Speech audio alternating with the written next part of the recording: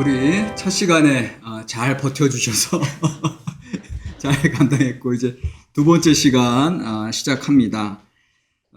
이제 첫 시간에 이제 제가 이제 준비한 파일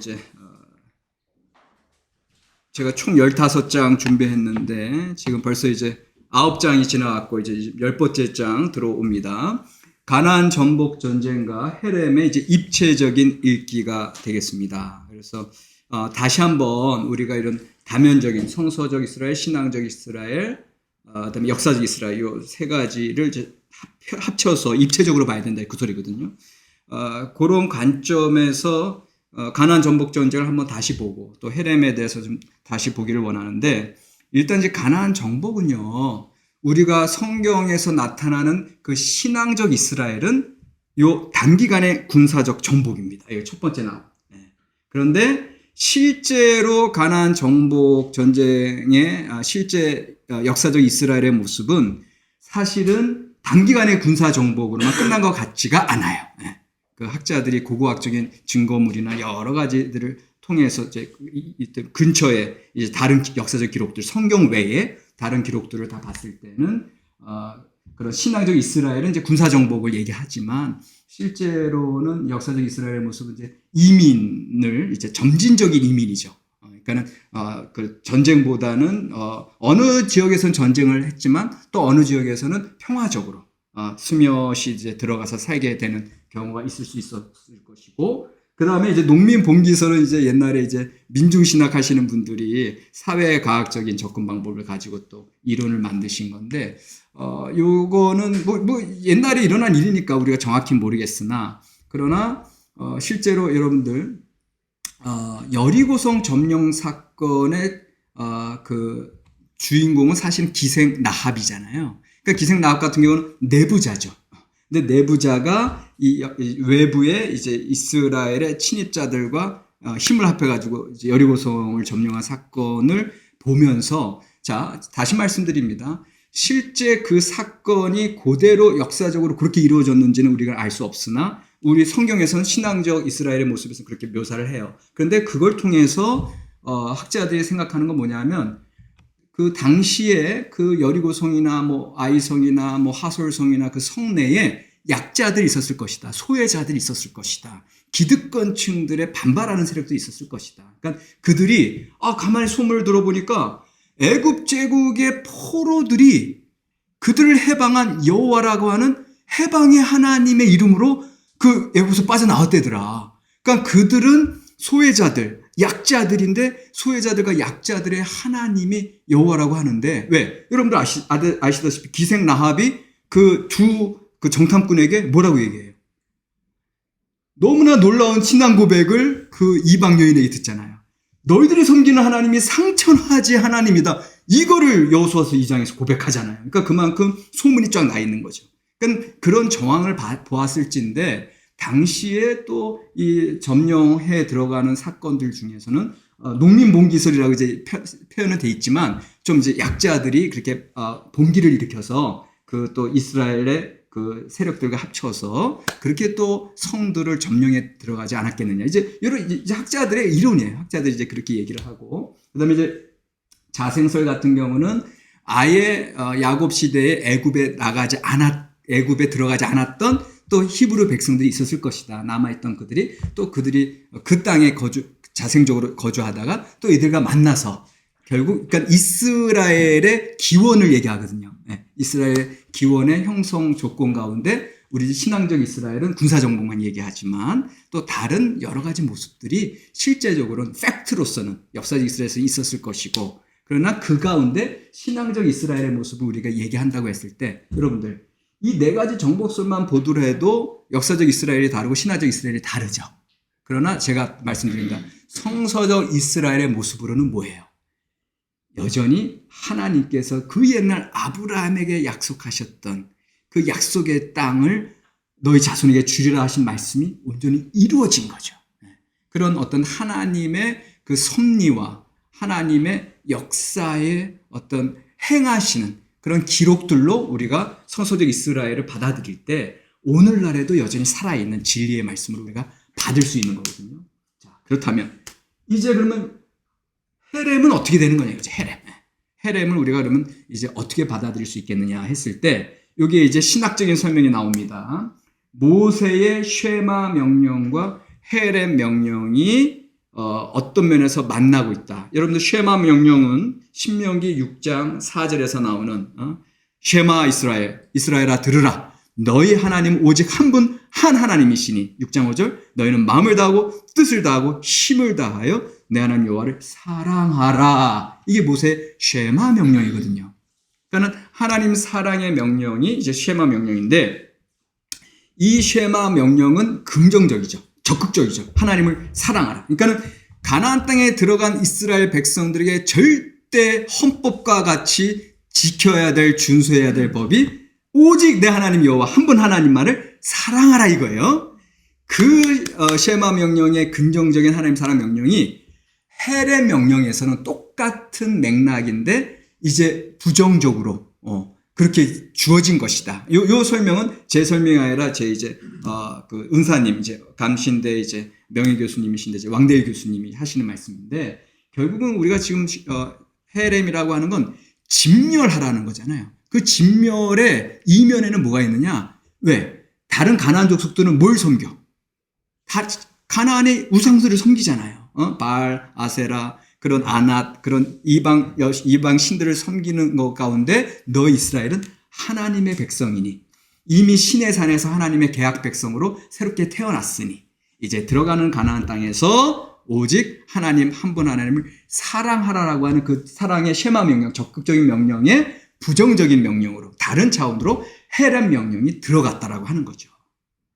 결국은 이거는 피비린내 나게 사륙하고 그 이방 다 물리쳐라고 하는 그런 명령보다는 그 이면에는 하나님을 사랑하고 다른 이방 문화에 오염되지 말고 하나님의 백성으로서 성민 거룩한 백성으로서 살아가라라고 하는 그런 명령의 다름 아닌 걸로 우리가 성서적 진멸사상으로 받아들여야 된다는 거죠.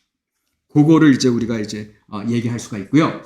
그 다음에 세 번째가 이게 되게 신학적이고 성서학적인 설명인데 포로기 시대의 신학적인 반성으로 받아들여라. 아까도 제가 오랜 시절에 거쳐서 성경이 지금 축적된 기록물이라고 말씀드렸고 그러나 그것을 우리가 해석하는 관점은 주로 포로기 시대의 관점으로 해석을 하셔야 된다 말씀을 드렸어요. 그렇다면 이제 생각하세요.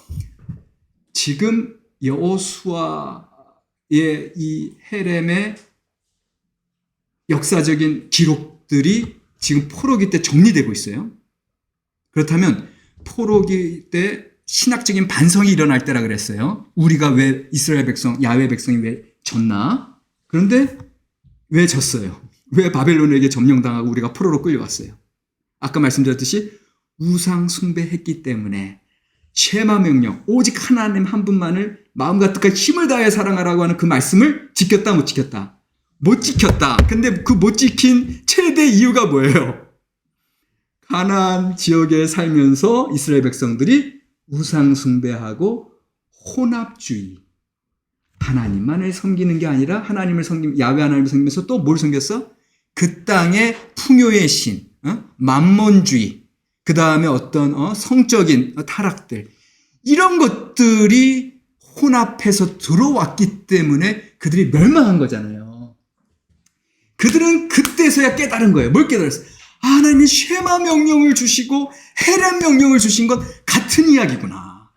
우리가 한 하나님만을 사랑하고 다른 양다리 걸치기가 아니라 오직 한 번 하나님만을 사랑하고 다른 것들은 그 씨를 말리듯이 모든 이방의 것들은 다 물리쳤어야 되는데 우리가 그렇게 못 살았다고 하는 신학적인 반성이 더해지면서 아까 말씀드렸어요. 여호수아의 기록도 그렇고 사사기의 기록도 그렇고 진멸 사상이 실행된 것으로 보이다가 그러나 점점점 오히려 실행 안 된 걸로 더 많이 나타났다 그랬잖아요. 그것이 실제로는 포로기 시대 때 그 역사 기록을 새롭게 하면서 그들의 멸망의 근본 원인이 혼합주의였기 때문에 그 혼합주의에 대한 진단과 처방책으로 이제 후손들을 위해서 다음 세대들을 위해서 우리가 회복하기 위해서는 다시금 한 번 하나님 앞에 돌아가야 되고 이제 절대적으로 다른 이방 민족들은 우리가 용납해서는 안 된다. 반드시 척결하고 반드시 처단해야 된다라고 하는 그러한 비전, 회복에 대한 비전으로 더 강하게 썼겠어요? 안 썼겠어요? 그러니까 여호수아 시대 때는 하도 옛날 전이에요. 그럼에도 불구하고 여호수아 시대 때 그 진멸사상을 신명기의 모세의 말씀으로 준수하는 거에 대한 것을 강조해서 쓴다라는 거죠.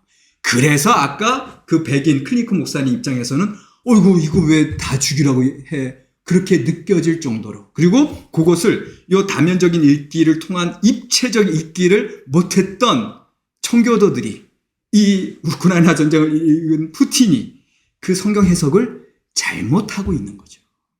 오히려 그 근본 정신은 하나님 한 분 하나님을 사랑하라 이제 그건데 이거를 이제 그 당시 역사적인 상황에서 포로기 역사적인 상황에서 신앙적인 이스라엘로 강조했던 내용을 성서적 이스라엘로 잘못 안 거예요.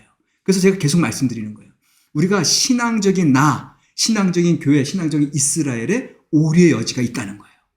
차라리 역사적 이스라엘, 역사적 나는 분명해. 증명 가능해. 근데 신앙적 이스라엘이라고 했을 때, 신앙적인 나라고 했을 때 오해 여지가 많고 오류가 많아. 나 중심적으로 보니까.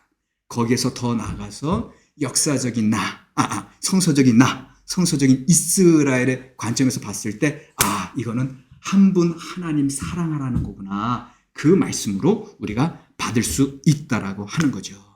이 포로기 시대 때 이 신학적인 반성이 이게 이제 사실은 이제 너무 글씨가 조금해서 잘 안 보이시는데 열왕기하 17장 7절로 18절 이게 뭐냐면은 사실은 이 열왕기하를 쓰는 분은 또 포로기 상황에서 쓰는 거야. 북이스라엘 멸망의 원인이에요. 이제 북이스라엘이 왜 멸망했는지 아수르 제국에 의해서 멸망했는데 근데 이 기록도 사실은 포로기 상황에 쓰는 거거든요. 근데 여기에서 제가 밑줄 친 부분이 있어요. 17장 8절에 여호와께서 이스라엘 자손 앞에서 쫓아내신 이방 사람의 규례 뭐 얘기해요? 진멸사상을 얘기하는 거예요. 그 헤렘 사상을 온전히 우리가 지키지 못했다고 하는 걸 계속 강조하는 거예요. 그 다음에 11절에도 또 여호와께서 그들 앞에서 물리치신 이방 사람 같이 그 혼합주의 우리가 산당, 그 가나안 산당, 다른 우상들을 섬겼다고 하는 그것 때문에 우리가 멸망했다라고 하는 거를 북이스라엘 얘기하면서 지금 남유다까지 같이 얘기하는 거예요. 그리고 여기 15절에도 보면 명령하사 따르지 말라 하신 이방 사람을 따라 우리가 살아갔다라는 거죠. 자, 여기서 얘기하고 싶어 하는 게 뭡니까? 하나님의 백성으로서 쉐마 오직 한 번 하나님을 마음과 뜻과 힘을 다해 사랑하라 신명기 6장 5절의 말씀대로 살지 못했고 동시에 진멸사상, 이 헤렘 사상 이방 사람을 쫓아가지 아니하고 이방 사람 혼합주의를 딱 단절시키고 끊어야 되는데 죄는 모양이라도 버려야 되는데 그거를 우리 가운데 살려뒀기 때문에 결국은 우리 멸망의 원인은 거기에 있다라고 하는 반성을 절절하게 하고 있는 거예요. 지금 포로기 상황의 관점에서 다시 해석한 거예요.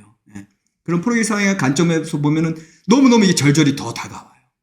이게 북이스라엘의 멸망 원인을 17장 7절에서 18절에 얘기하고 그 다음에 또 바로 19절로 23절까지 또 남유다의 패망의 원인까지 진단하는 게 계속해서 나옵니다. 자, 여러분들 그래서 이 말씀을 통해서 우리가 한 가지 기억하셔야 될 것은 뭐냐 하면은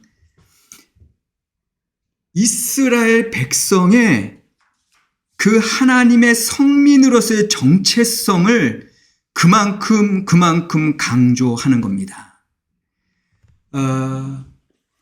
자, 사실은요, 모세가 신명기 7장 1절에서 4절에 헤렘 명령을 하고 나서 5절 이하에서는 너희가 여호와의 성민이라고 하는 걸 그렇게 강조합니다. 그러니까 그렇게 강조하는 이유가 자, 신명기 7장 1절에서 4절에서는 그 헤렘 사상 다 진멸시키라 얘기해요. 그러면서 신명기 7장 5절에서 8절에 이런 얘기합니다. 제가 읽어드릴게요. 오직 너희가 그들에게 행할 것은 이러하니 그들의 제단을 헐며 주상을 깨트리며 아세라 목상을 찍으며 조각한 우상들을 불사를 것이니라. 사실은 그 민족들, 그 처자, 어린 처자, 그 가나안 족속들을 다 진멸하라는 그 소리보다는 이거예요, 이거.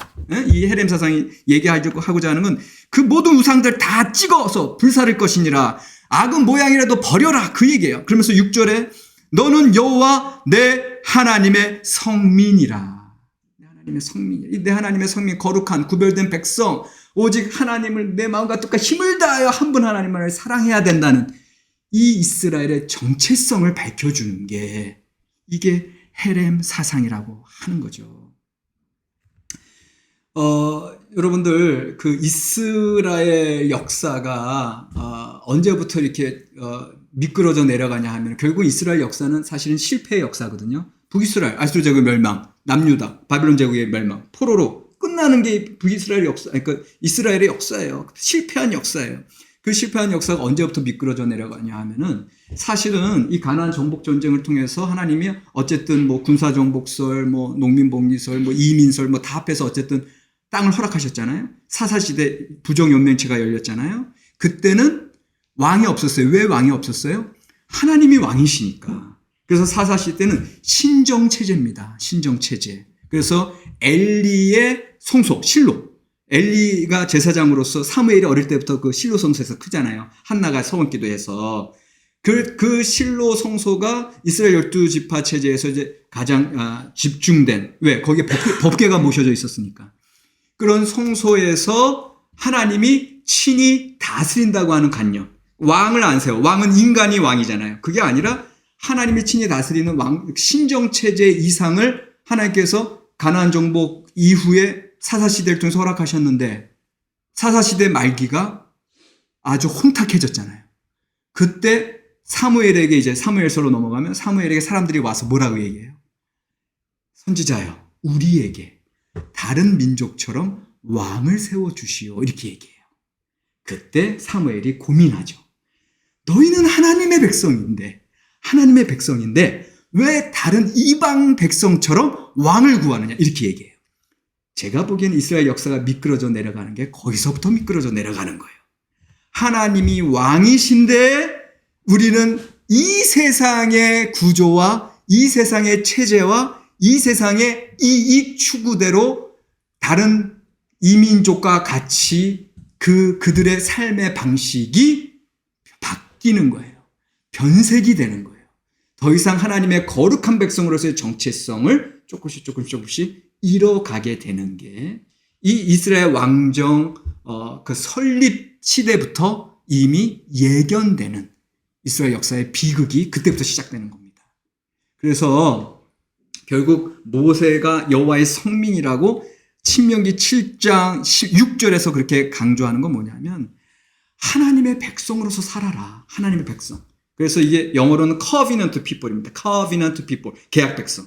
계약 백성답게 살아야지 like nations. 열방처럼 다른 이방 백성들처럼 살다가는 우리가 멸망할 수밖에 없다라고 하는 게 사무엘 연설에서 계속 나오는 거고 사무엘 연설은 모세의 신명기 연설의 계속이고 그 다음에 그 사무엘 연설은 이미 여호수아가 세겜의 갱신 언약 24장에서 여호수아 24장에서도 계속 우리는 하나님의 거룩한 백성으로 살아가야지 다른 백성처럼 세상 사람들처럼 그렇게 살았다가는 우리는 죽음이다. 쫓겨난다. 이 얘기를 계속해서 우리가 소위 얘기하는 이 구약의 역사서들 여호수아, 사사기, 사무엘상하, 열왕기상하는 그걸 얘기해 주는 거예요.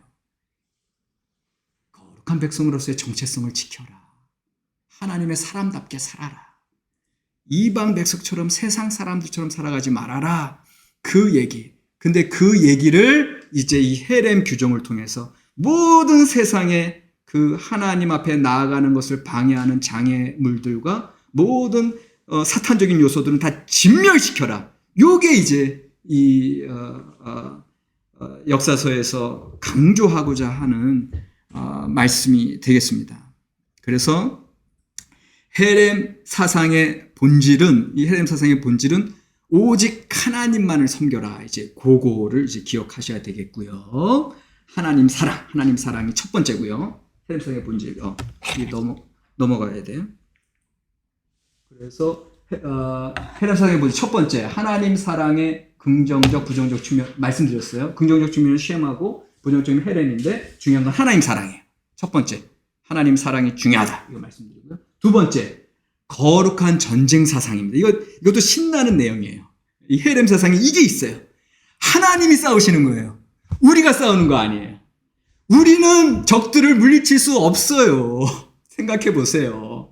이제 막 애굽에서 탈출했고 또 광야 40년 그래서 다음 세대가 태어났고 그들이 암만 여호수아 또 하나님께서 함께 하신다고 해도 그 여리고 초롱성 그 이미 오래전부터 있었던 그 가나안의 모든 성들을 어떻게 점령을 해?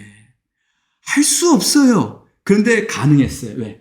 하나님이 싸워주시니까. 요게 헤렘 사상이에요. 헤렘 사상은 진멸하라고 했을 때 우리 힘으로 진멸하는 거 아니에요.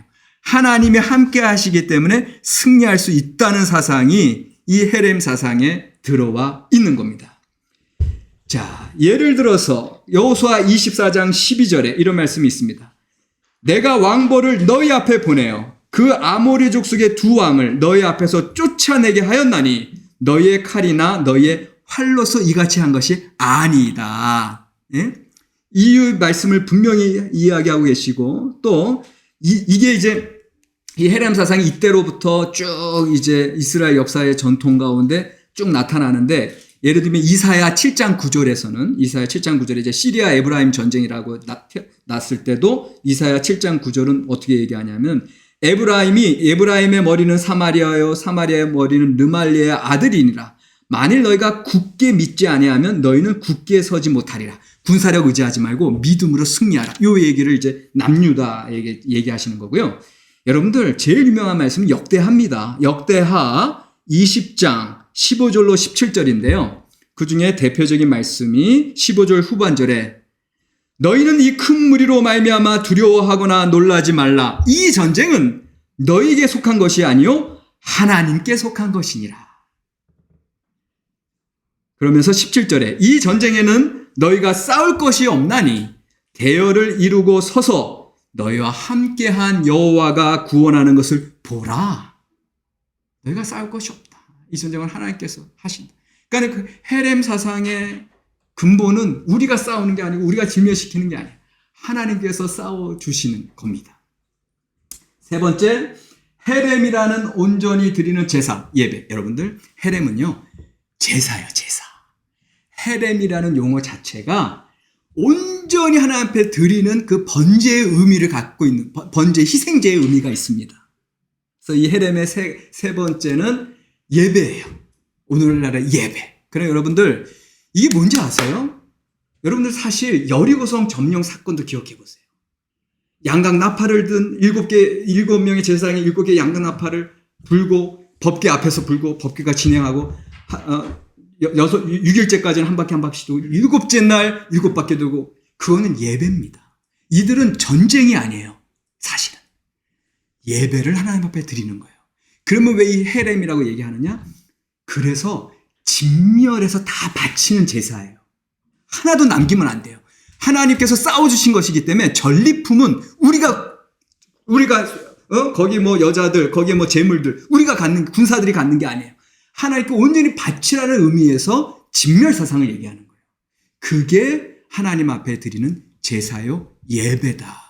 결국 여러분들 참 이거 들으시면 보세요. 아까 두 번째 하나님이 대신 싸워주신다고 했죠. 세 번째 싸움 자체가 예배라고 했죠.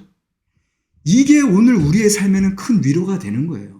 우리는 모든 문제와 모든 이 악한 사탄의 공격과 그러한 삶 속에서 우리는 하나님이 대신 싸워주시는 거예요. 오직 우리는 하나님 한 분만 사랑하면 돼요. 그러면 우리의 삶의 모습에서도 예배가 드려지는 거예요. 여러분들 코로나 시대가요. 교회 예배, 대면 예배 못 드리게 해서 신앙이 약해졌다? 아니에요. 하나님의 뜻이 있으신 거예요. 오히려 우리가 온라인 예배를 통해서 나의 삶의 처소에서 나의 직장에서 예배를 드리면서 그곳이 곧 예배의 장소가 되는 거고 그곳이 곧 하나님의 임재의 장소가 되는 거예요. 우리의 삶이 이제는 삶 자체가 예배가 되는 거예요. 그런 하나님의 뜻이 우리의 이 시대에도 여전히 역사하고 계신다. 그러니까 이 헤렘의 이 그 세 번째 사상, 온전히 드리는 제사, 예배.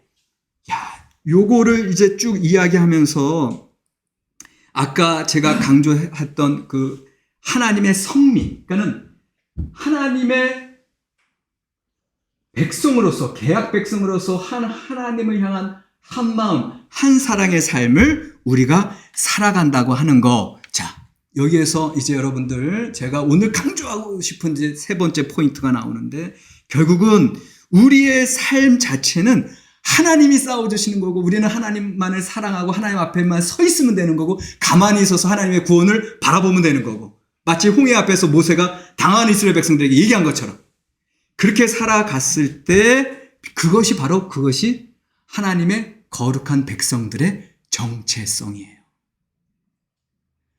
내가 싸우는 거 아니고, 내가 안절부절하는 거 아니고, 내가 생존 경쟁 아비규환 그렇게 살아가는 거 아니에요. 그렇게 살아가라고 하세요. 그거는 인간의 역사예요. 그거는 신앙적 이스라엘로 제한적인 이스라엘에 그쳐요. 물론 거기에 또 훌륭한 간증도 있을 수 있고, 그런데 그건 결국 자기 영광이에요. 아니에요. 하나님이 쓰시는 역사를 살아가시기 바랍니다. 하나님이 싸워주시는 거고요. 하나님께서 앞서 가시는 거고요. 우리는 매일매일 매 시간 어디에 있든지 간에 하나님께 예배하며 하나님만을 바라보고 야훼 경외, 코람데오, 하나님 앞에서 살아가시는 삶이, 그게 오직 하나님의 역사고, 그게 오늘 헤렘을 통해서 우리 앞에 궁극적으로 이야기하고 싶으신 말씀이 되겠습니다. 여러분들, 구약에서 최고 신앙의 정점에 이르렀던 분이 세 분이 나와요. 에스겔서 14장 14절에 누가 나와요? 노아, 다니엘, 이욥. 이미 에스겔 14장 14절에서 이렇게 나오고 있잖아요. 에스겔은 물론 이제 심판 예언에서, 야, 너희들 이렇게 살았다가 다 죽어. 그 너희들의 도시에 노아와 여기 이제 제가 읽어드리면, 노아, 다니엘, 욥, 그들이 거기 있을지라도 그들은 자기 의로 자기의 생명만 건질 수 없어요. 그만큼 이제 에스겔 시대에 이제 그 북이스라엘의 이제 그 타락상을 선포하면서 심판을 얘기하는 건데, 어쨌든 그 에스겔 예언자가 인정한 노아, 다니엘, 욥을 보세요. 하나같이 그들은 전적으로 하나님을 사랑하는 자들이고요. 그들은 이미 쉐마와 헤렘 명령 안 들어도 그 쉐마, 하나님 사랑, 또 헤렘, 세상 모습은 그 모양이라도 제약의 모습은 버리는 그런 삶을 살았던 분들이거든요. 노아는 그렇게 삶으로 그 물홍수로 심판하는 시대에 남은 자로서 구원의 역사를 이루고 새로운 하나님 창조의 역사를 이어갔고요. 욥은요, 그 처참한 고통을 당하는 속에서도 자기의 의로움은 더 이상 문제가 안 되고 하나님을 바라봤어요. 하나님, 도대체 뭐 때문에 제가 이렇게 고통을 받는지 알려주소서. 그럴 때 이제 아직까지는 그 자기의 의의가 좀 있어, 욥이. 그러니까는 제가 왜 이렇게 의롭게 살았는데도 왜 이런 거 나오죠? 그럴 때 하나님이 폭풍우에서 나타나서 38장 이하에서 창조 세계를 보여주세요. 그게 무슨 메시지인지 아세요? 욥은 지금 자기 문제, 자기가 당한 고통이 제일 크잖아요. 우리도 다 마찬가지. 암만 내 손가락에 가시가 들어가면 다른 거 필요 없어. 이거 빨리 빼내야 돼. 내 문제가 제일 커. 그런 상황에서 하나님은 이 창조 세계를 보여주시는 거예요. 그게 무슨 메시지예요? 너 중심이 아니다. 이 세상은 하나님의 창조의 세계가 펼쳐져 있다. 그리고 네가 힘들고 아픈 거, 고통스러운 거 하나님의 이 큰 창조 세계의 일부다. 그걸 깨닫게 하시는 거예요. 다시 말해서 신앙적인 나에서 성서적인 나로 이끄시는 거예요. 더 이상 너 중심적으로 신앙생활 하지 마. 더 이상 너 중심적으로 사람을 판단하지 마. 이 창조세계의 하나님의 관점에서 살아가야 되는 거야. 그걸 얘기하십니다. 여러분들, 다니엘은 어떻습니까? 다니엘은 묵시록이에요. 묵시록은 뭔지 아세요? 묵시록의 가장 큰 주제는 인간 역사는 멸망했다예요. 종말이에요. 그리고 오직 하나님의 역사만이 이루어진다는 게 묵시문학이에요. 그래서 묵시신앙은요, 순교자의 신앙이에요. 나의 삶, 그냥 하나님 바라보고 하나님의 나라와 하나님의 역사를 위해서 나의 삶은 죽음의 길까지 가는 거예요. 왜? 인간 역사는 다 멸망했으니까, 종말이니까. 그게 묵시적인 종말론입니다. 여기서도 똑같은, 제가 일관된 메시지 계속 보이세요? 내가 아니에요. 하나님 중심이에요. 노아도 사람들이, 야, 너 뭐 밝은 대낮에 뭐 하는 거야? 무슨 일을 큰 배를 만들어? 그 사람들의 평가가 중요한 게 하나님의 말씀대로 지켰고, 그 하나님의 역사를 그 시대에 읽은 것처럼 노아, 욥, 다니엘이 다 그런 길을 가는 거예요. 이 헤렘 사상의 근본적인 하나님 사랑, 그리고 야훼 경외 사상의 삶을 몸소 실천했던 분들이 바로 그들이 되겠습니다. 자, 헤렘 사상의 본질을 말씀드렸고, 그래서 이제 오늘을 말한다. 이제 오늘 우리의 삶 속에 한번 이제 우리의 새로운 깨달음을 적용하기를 원합니다. 먼저 첫 번째, 제국 이기주의의 환영. 이거 마찬가지예요, 여러분들. 지금 푸틴은 자기네 러시아의 옛날 소련 연방의 그 위대한 그 명성을 다시 떨치고 싶고요. 왜 G2, 왜 미국이랑 중국만 얘기하냐? 나도 있다. 뭔가 자기의 존재성을 발휘하려고 하는 거고요. 나토가 자꾸 이제 자기네들을 이제 압박해 들어올 때 최소한 이거로부터는 벗어나야겠고, 이걸 통해서 내 이름을 알리리라. 내가 왕이라고 하는 거, 내가 지배자라고 하는 거, 이게 문제인 거예요. 우리의 가장 큰 문제는 우리의 교만과 우리의 우상 숭배와 내 중심적으로 살아가려고 하는 거. 하나님이 다스리시는데, 하나님이 왕이신데 인간 왕의 목소리가, 우리의 목소리가 자꾸 들으려고 하는 거, 이것이 우리의 궁극주의, 이게 여러분들 뭐 러시아의 우크라이나의 전쟁뿐만 아니라 우리의 삶의 모든 삶 속에 우리가 펼쳐지는 거 아니에요. 내가 왕이고 내가 지배자고 하나님이 주인이다 주여 외치지만 실제로는 내가 내 삶의 주인이고 내 마음대로 하고 싶어하고. 그 다음 두 번째, 끊을 수 없는 자기 중심의 자아가 그래서 바로 연결된 문제가 되겠습니다. 그러니까는 사실 헤렘이라고 하는 건 결국은 자기 중심주의, 이기주의. 여러분들, 내가 안군조로 살아가는 한 평생 저는 안군조 중심으로 살아갈 수밖에 없어요. 이거는 어쩔 수 없는, 어떻게 보면 이게 우리의 죄성이에요.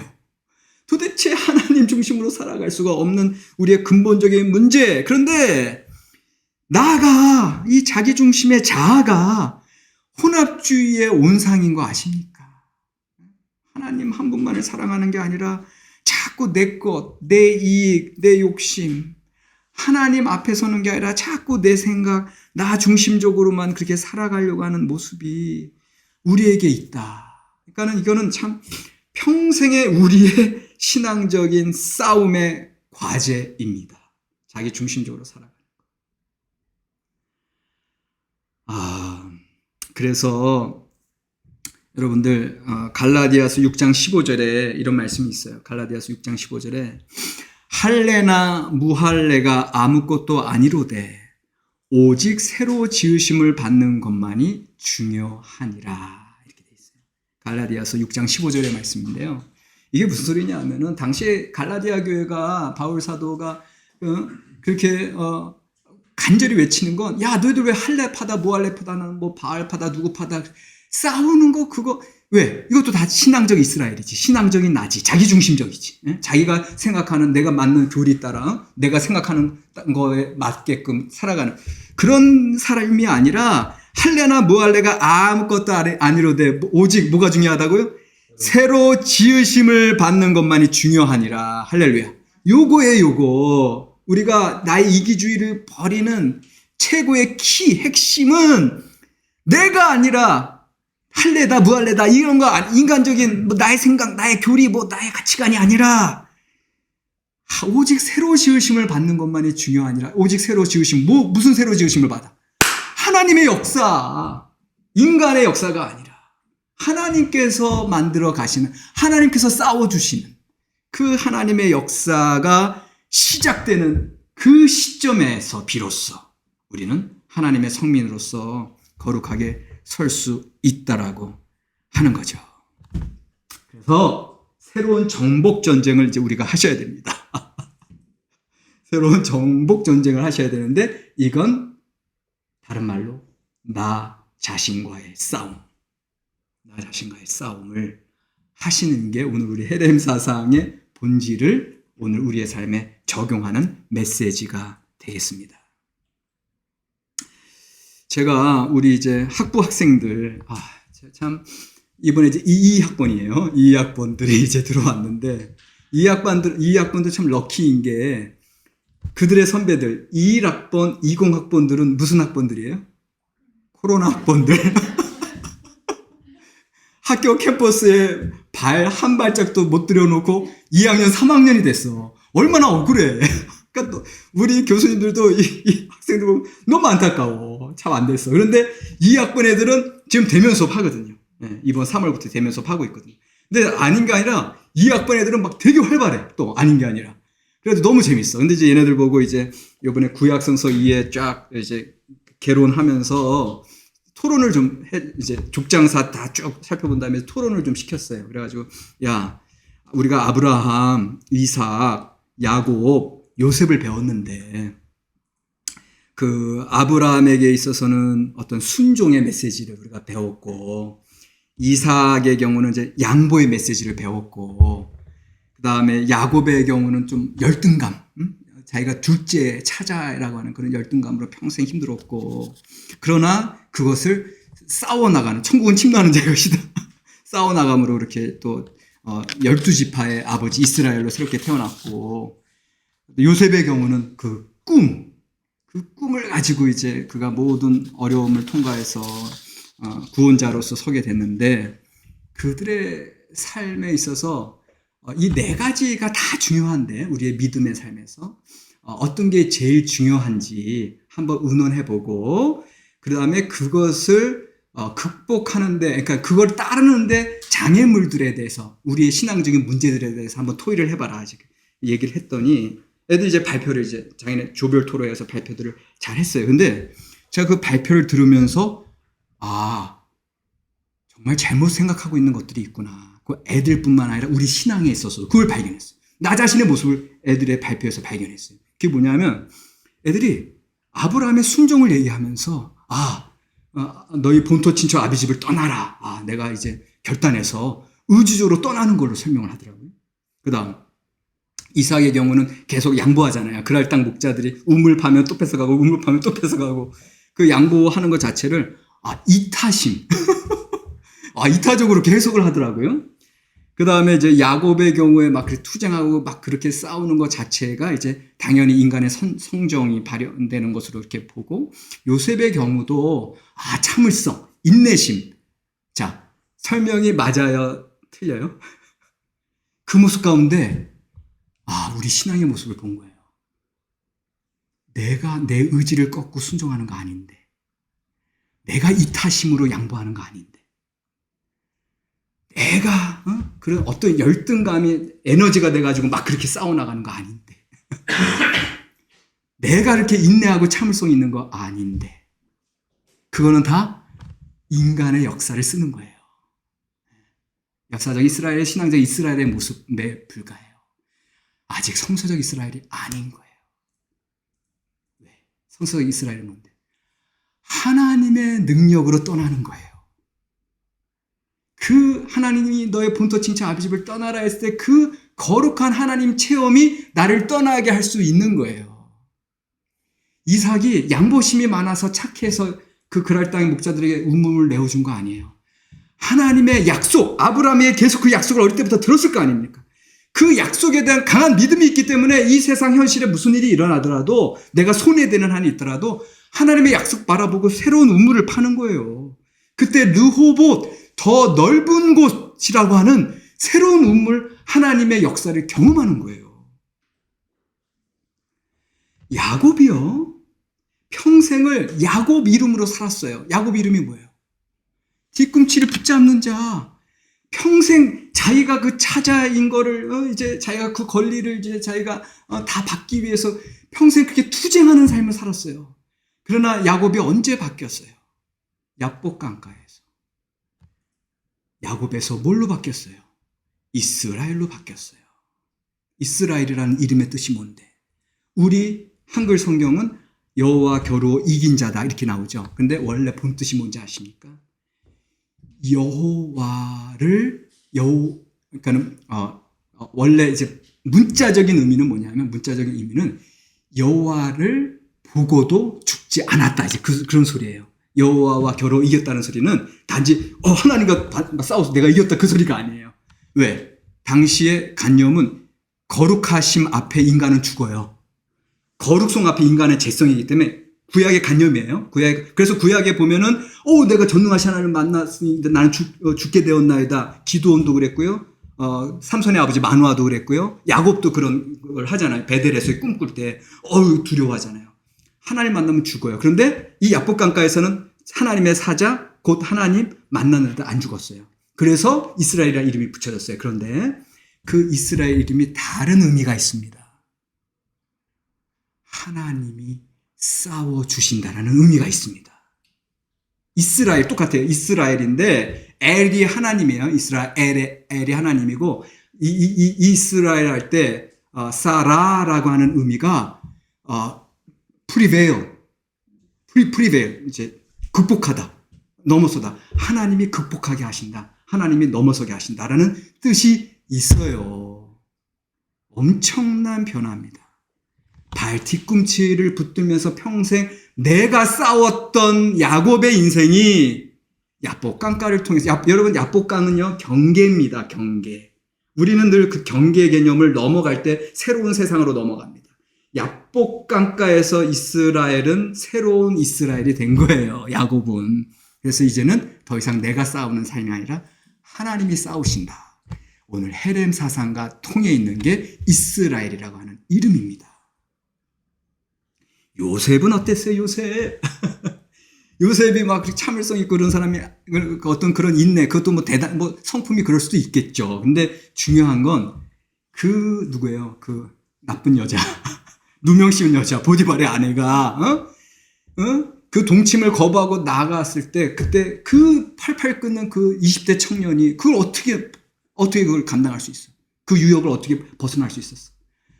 내가 어떻게 여호와 앞에 득죄하리오? 옛날 한글 개역 성경. 하나님 앞, 하나님의 거룩한 성민. 내가 뭐 대단하고 그거 안 보는 거예요. 요셉은 하나님만 바라보는 거예요. 그렇기 때문에 요셉은 하나님의 지혜를 얻은 자이고요. 그렇기 때문에 그 하나님의 지혜로 결국 모든 꿈을 해석할 수 있었고 바로의 꿈도 해석해서 하나님의 사람으로 그 땅 가운데 쓰임 받음으로 그 기근 시절에 많은 생명을 구원하는 자가 됐죠. 여기에서 말씀드리고 싶은 거 코람데오의 신앙. 이제는 우리가 하나님 앞에서 살아가기를 원합니다.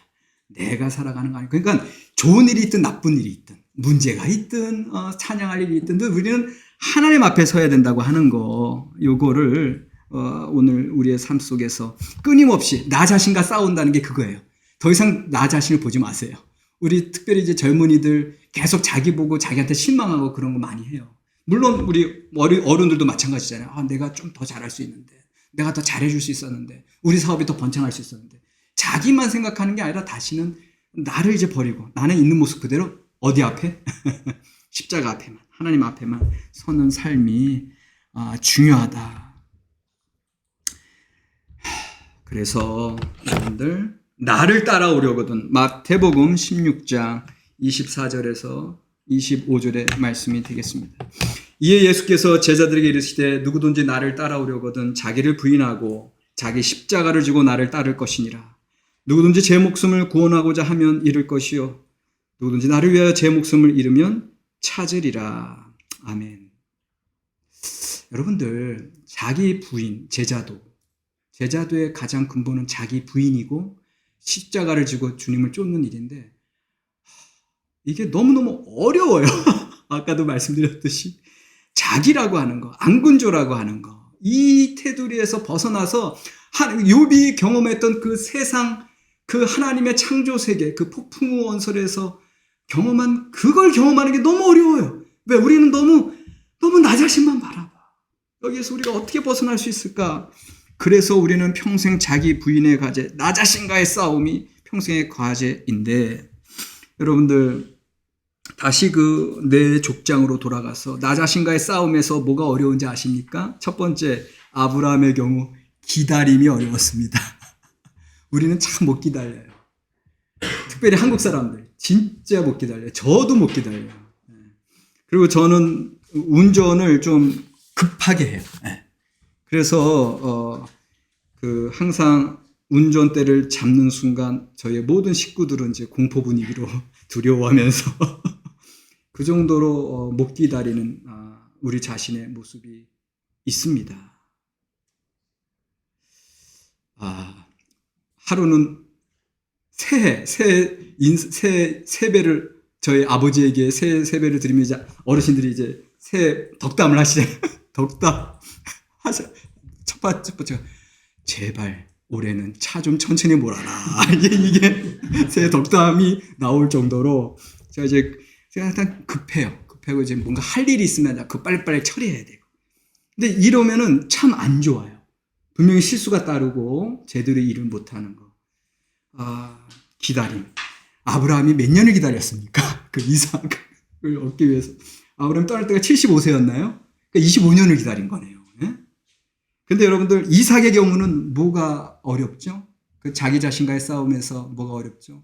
이삭의 경우는 물질적인 손해, 그 그랄 땅 목자들과의 그 충돌 통해서 볼 때 에셋, 시트나 그게 다 그 싸움이고 그 이익 그 욕심 그 여부거든요. 그거를 근데 그게 다 족벌이잖아요.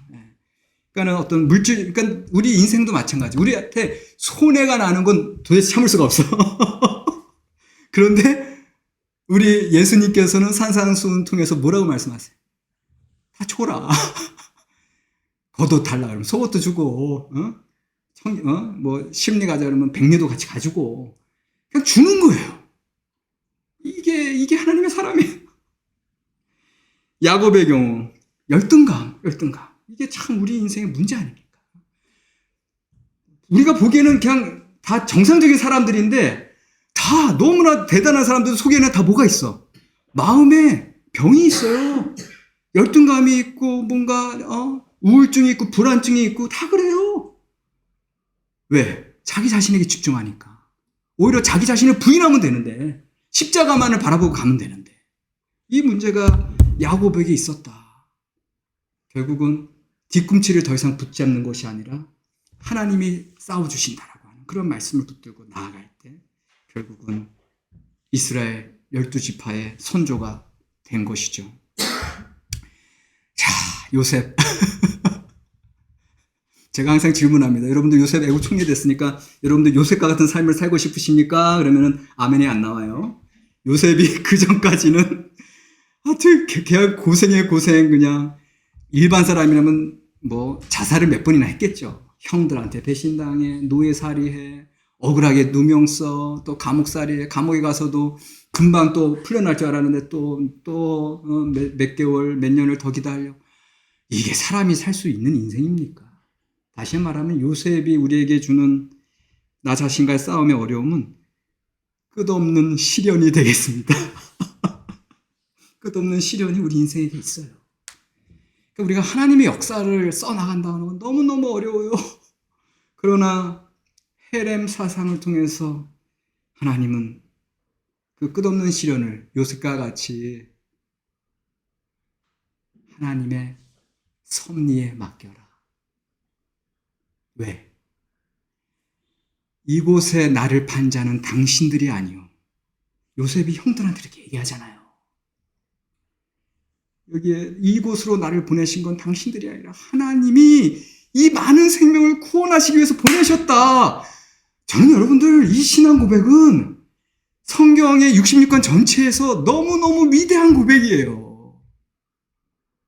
어떻게 자기의 삶을 나락의 끝으로 떨어뜨렸던 그 사건을 어떻게 하나님의 섭리로 설명을 하냐고요. 어떻게 하나님의 섭리로 받아들이냐고요.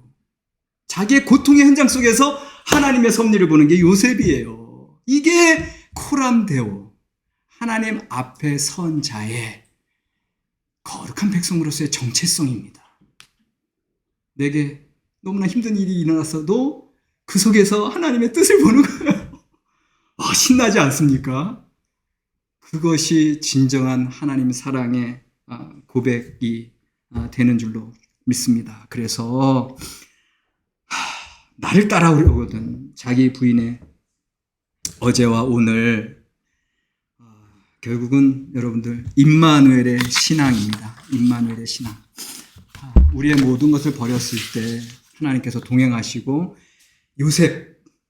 요셉이 뭘 하든지 하나님이 함께 하신다. 하나님 함께 하신다. 그게 나오죠. 하나님 함께 하심으로 보디발 집에서도 시종장이 됐고 또 감옥에 들어가서도 또 간수장이 되고 하나님께서 늘 함께 하시는 임마누엘의 신앙이 임하는 거예요. 모든 걸 하나님의 섭리 가운데 살아갈 때. 자, 오늘 강의를 마무리를 합니다. 성경의 계시와 조명이 되겠습니다.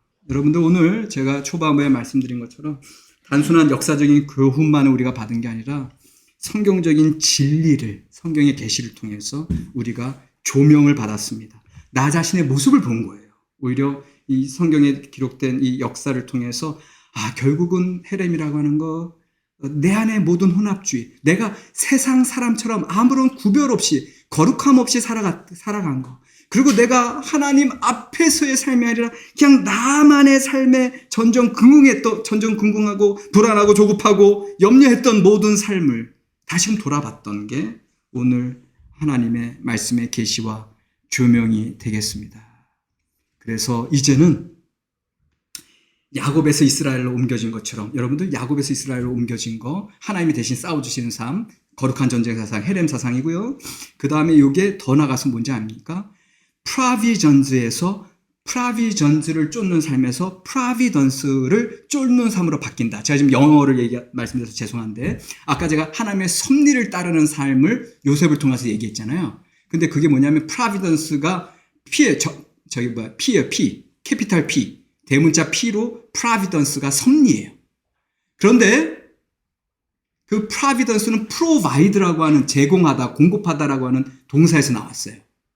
그런데 사실 우리 인생은요, 프라비전즈, 소문자 P에 Provisions, 프라비전즈 때문에 살아요. 프라비전즈가 뭐예요? 식량, 먹을 거. 다 먹자고 하는 건데 다 이렇게 얘기하죠. 우리 인생에 전전긍긍하고 생존 경쟁하는 건 프라비전즈를 쫓는 삶이에요. 그게 야곱의 삶이에요. 뒤꿈치만 쫓고 늘 안절부절 아기 다툼을 하는 인생의 모습에서 프라비던스를 쫓는 삶. 프라비던스 뭔데?